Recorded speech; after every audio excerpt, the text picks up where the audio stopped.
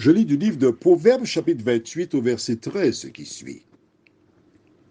Celui qui cache ses transgressions ne prospère point, mais celui qui les avoue et les délaisse obtient miséricorde.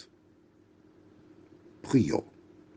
Notre Seigneur et notre Dieu, nous venons vers toi en ce matin pour te remercier une fois de plus pour l'occasion que nous avons de partager autour de la parole. Merci de nous éclairer sur le texte que nous venons de lire, nous aider à grandir spirituellement. Fais-nous du bien, nous te prions, au nom de Jésus et pour ta gloire éternelle. Amen. Dans le même chapitre de Proverbe 28, l'auteur dit au verset 9, « Celui qui détourne l'oreille pour ne pas écouter la loi, sa prière même est une abomination. » Mais nous sommes en train de nous exprimer sur l'obtention du pardon. En fait, le baptême,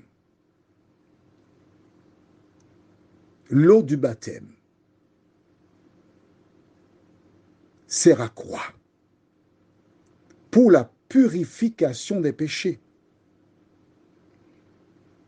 La démonstration publique qu'on appartient au Christ et on s'engage à marcher en nouveauté de vie.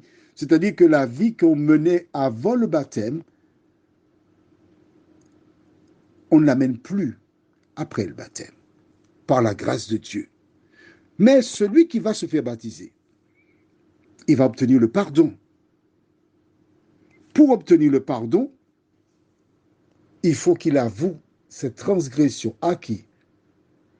Pas aux hommes, mais à Dieu. Comment cela se passe-t-il?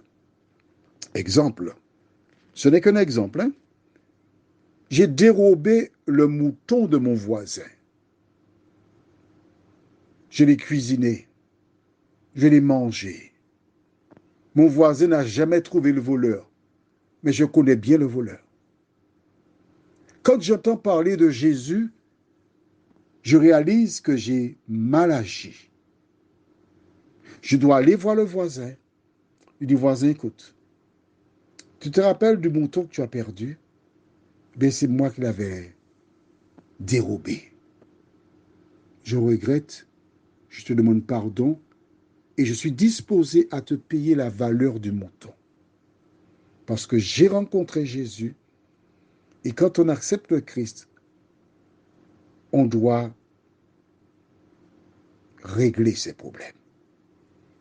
Le voisin me dit, mon mouton valait 60 €, je lui donne 60 ou 80 €. Et quand j'ai fait cette démarche et j'ai obtenu son pardon, je m'engage à ne plus voler ces moutons. À partir de ce moment, je suis éligible pour être baptisé. Je ne dois pas maintenant aller dire à tout le monde, bon voilà, j'avais volé le mouton du voisin, j'ai restitué. Non, ça ne regarde pas les gens. Une fois que j'ai réglé le problème avec la personne concernée, je vais vers mon Dieu. Et là, je lui demande pardon. Et l'affaire est réglée. Je n'ai pas besoin d'en parler. Tu imagines?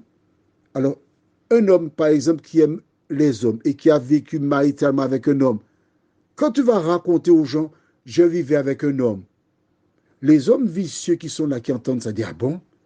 Eh bien, je vais l'attaquer pour voir si je peux tirer un coup avec lui. Tu comprends ça? Les gens n'ont pas besoin de connaître ta vie. Ta vie, c'est entre Dieu et toi. Prions. Notre Seigneur et notre Dieu, nous te bénissons pour ta parole qui nous indique ce que nous devons faire afin d'obtenir le pardon.